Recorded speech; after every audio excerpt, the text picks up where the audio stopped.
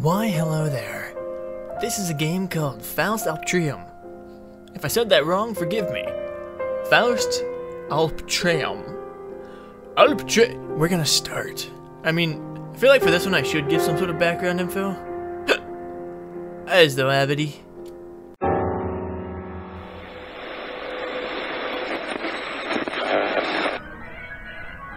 Setting 1012. Perhaps slightly chillier in the San Fernando. Again you show yourself, you wavering forms, revealed as you once were, to clouded vision. Shall I attempt to hold you fast once more? Hearts willing still to suffer that illusion. Of lovely hours, those slipped from me are lost.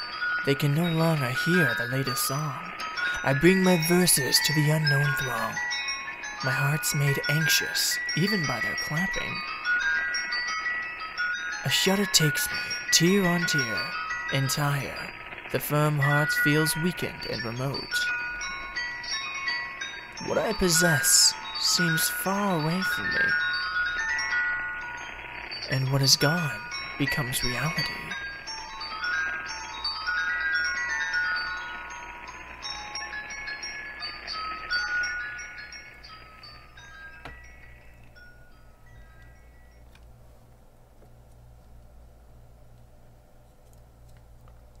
Today is Heinrich's Faust funeral. Heinrich. Despite how the signs read, even she wasn't sure if that was his real name. So, let's put it as this way. A square. Is that supposed to be something and my computer's not registering it, or is that just a rectangle? Oh! Today is Daddy's funeral. There are more people than I thought. Aunt revealed traces of annoyance beneath their veil.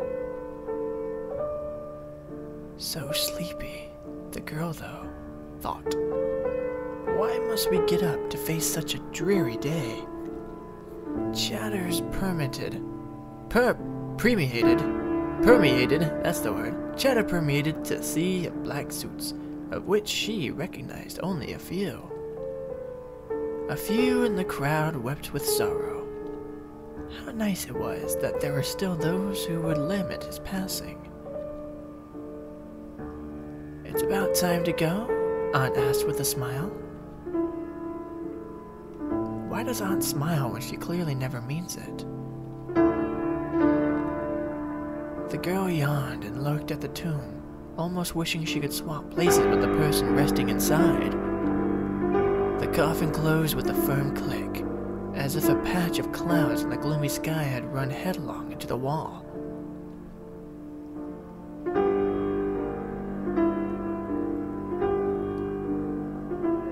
Is this one? No.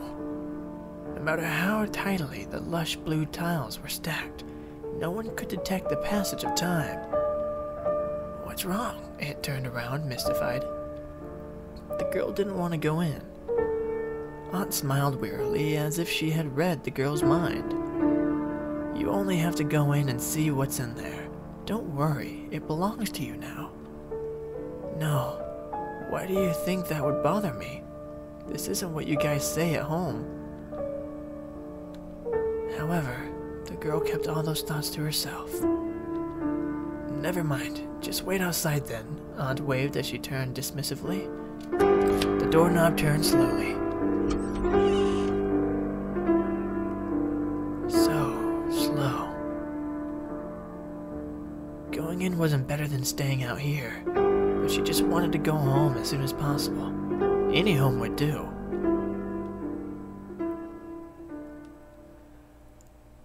And in she goes. Aunt Martha? The very air seemed to freeze. The horizontal layout could just barely be made out. Through the haze clouding the units, the unlit lights, and the antechamber. That was one sentence. In the silence, it was as if dust would be stirred up by the slightest step. But the odd thing was, there was no dust at all. It's dark. Weird. Both doors were locked. Why? The electricity must be on. Where's the light? A light. Yeah. Oh, it's a cat. Ah, just a cat. That was frightening. Feline's eyes laced a sharp look out of the gloom, where coal-black fur melted into the shadows. It flicked away in the next second. That was a buzz. Why? Go away.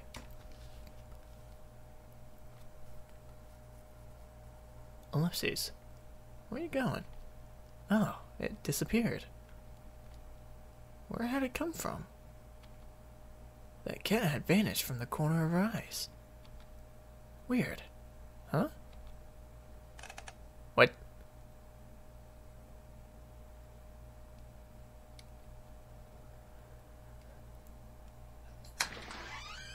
The empty path extended further into the darkness.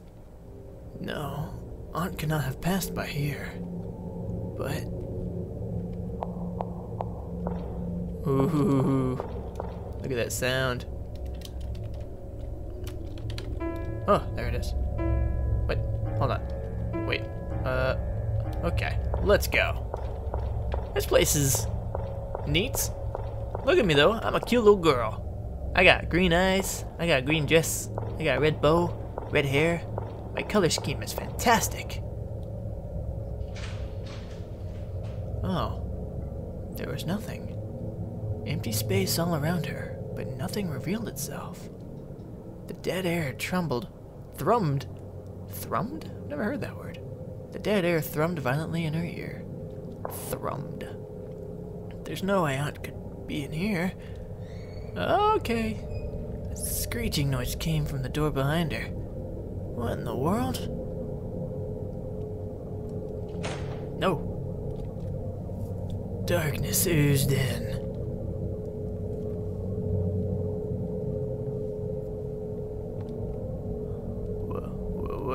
What do you see?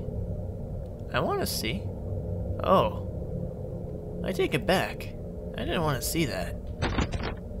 This was the beginning of a nightmare.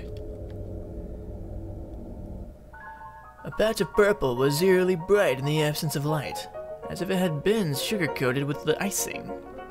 Hello? Ha!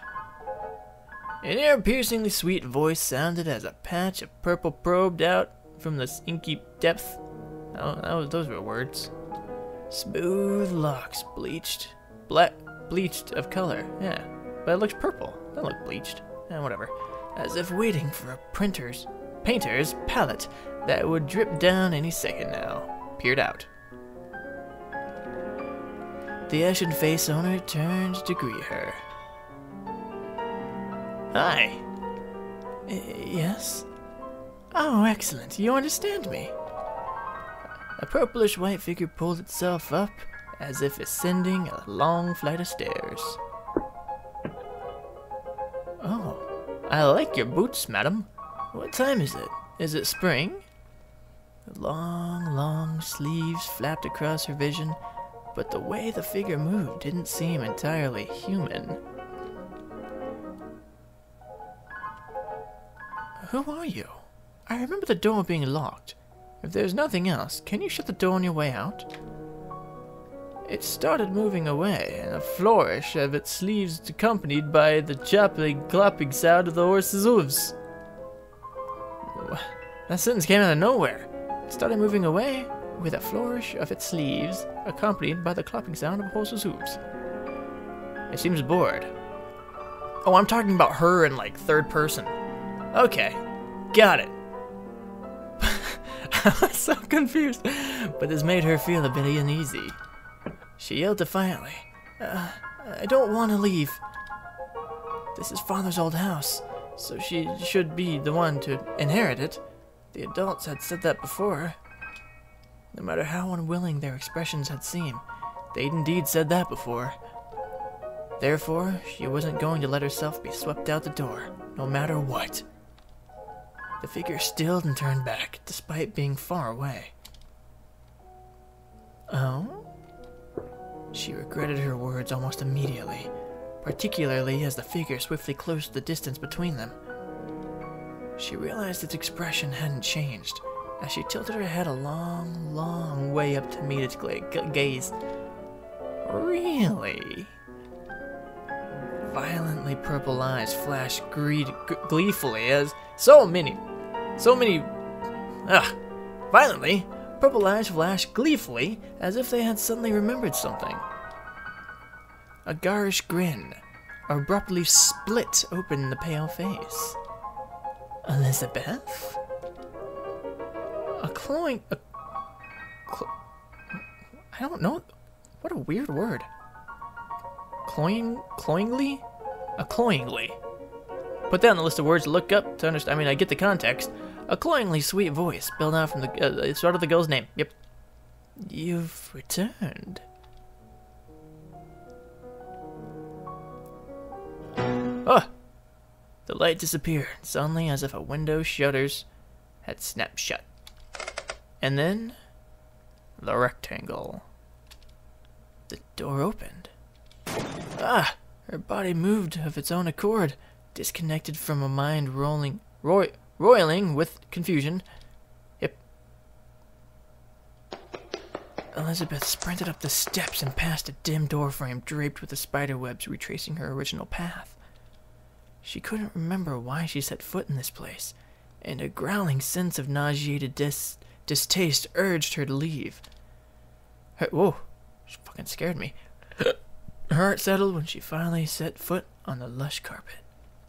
As long as the front door is still open, then rectangle. Huh? What? Ah, shit. Rectangle. There was nothing on the wall. Where's the door? She was trapped by the nothingness that revealed itself in front of her, just like how the cat previously cowered in the corner. This couldn't possibly be happening.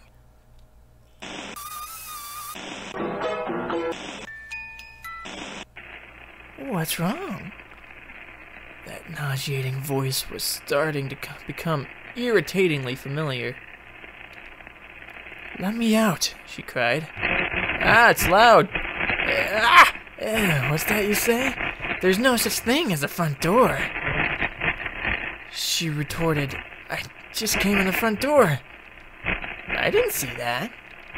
You told me to shut the door on my way out. I don't remember saying that.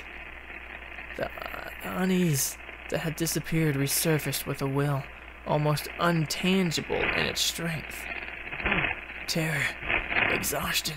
She didn't want to face the latest turn of events.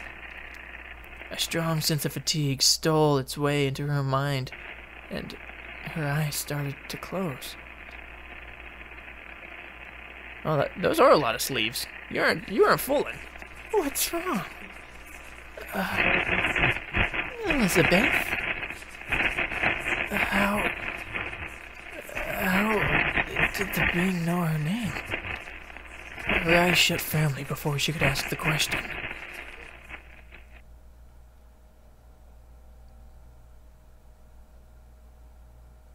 Indeed, I shall enchant your eyes and your ears, instead of shutting yourself away, sad as the worm that gnaws for your books. Come, follow me to the new place. Let us go then to learn about life, and leave the rubbish of philosophy.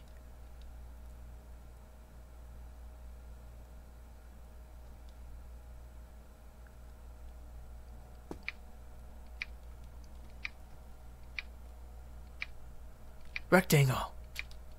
Elizabeth opened her eyes. Where is this place? The pendulum ticked away mercilessly in the emptied air, as if it was the only living thing left in the world. Oh, what do I have? What do I have?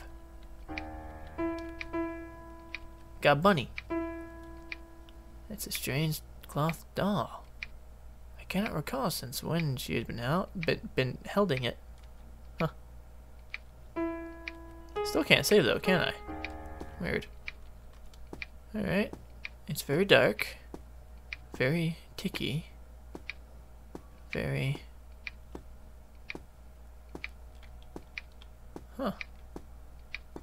It's a nice place I got here. Oh, look, a diary. Paper and ink. Do you wish to make a record? Yes, I do. I have saved. Can I light it? Oh, no, I just got matches. Using matches will increase your vision range. They can be used repeatedly until the maximum limit is reached. You'll be unable to progress if you cannot see. Oh. No, I don't know if I want to do that yet then. Come find me. Oh. Can I just put it in the fireplace? Nope. I have no firewood.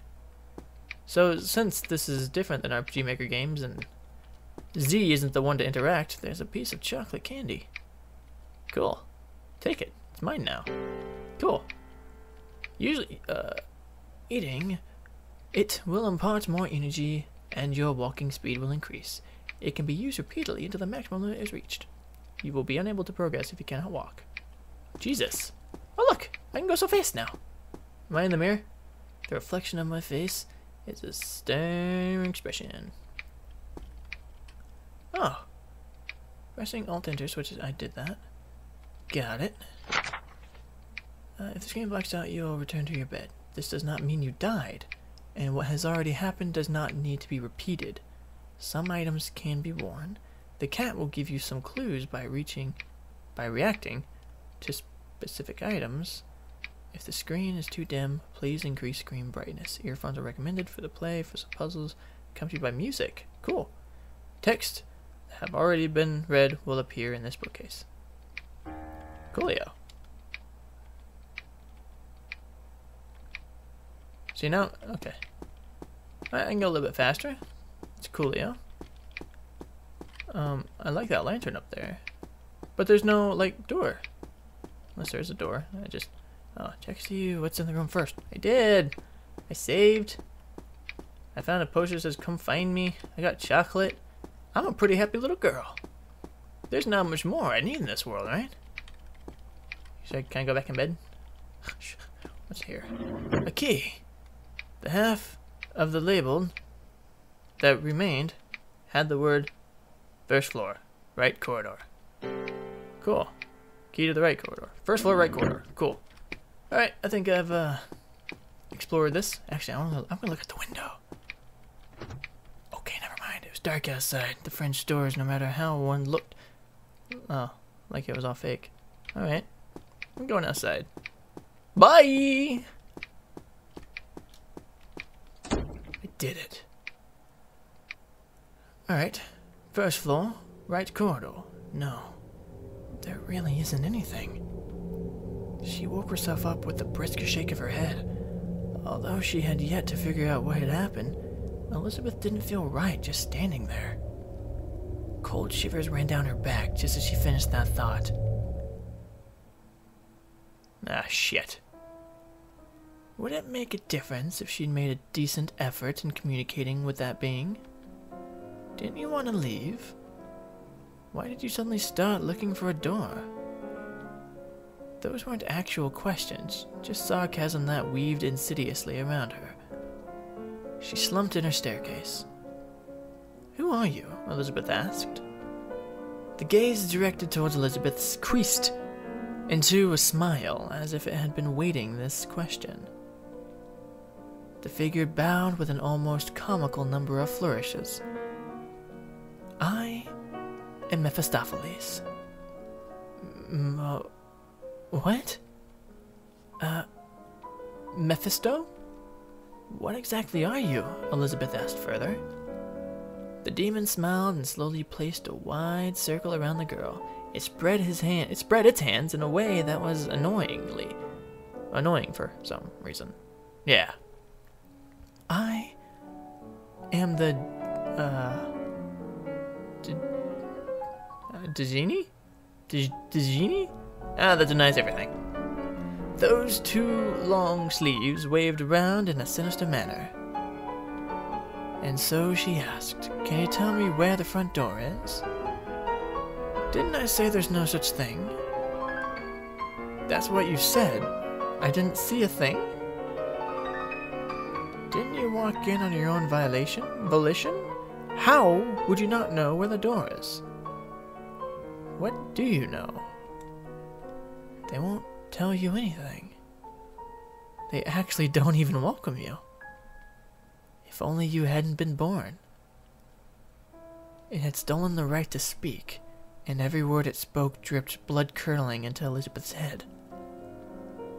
She had to resist the urge to cover her ears in the face of such a... this word again. Cloyingly sweet that rectangle. Voice tone? Rectangle. That had snuck up to her unawares. Think about it. This place is actually not so bad. It's quiet here. You won't hear those things. You won't even want to leave after a while. Elizabeth turned back to rebut this weird theory. No way, she said. I don't want to stay or spend even a second here. Not even for a second? Not even for a second. Alright. Want to make a bet? If you really want to leave, I'll show you the way out. Really? Yes, the demon nodded. But if at any moment you wax nostalgic about your time here, or wish to preserve any instant for eternity, then you lose. Any instant? Any instant. Well, that didn't seem so hard. She didn't have the slightest inclination to stay here anyways. Elizabeth nodded her head without thinking over it for too long. Oh, good.